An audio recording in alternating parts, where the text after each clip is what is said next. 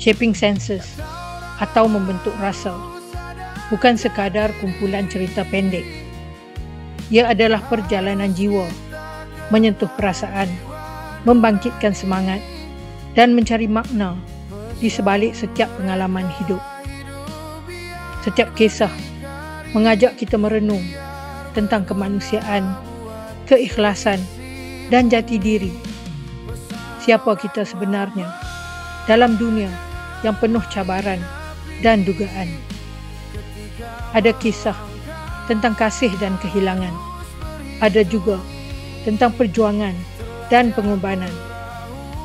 Semua mengajar kita mengerti dan membina kekuatan sebenar dari jiwa yang kenal akan diri. Shaping senses, setiap rasa membentuk jati diri dan setiap kisah menghidupkan erti menjadi insan. Mengejar dunia.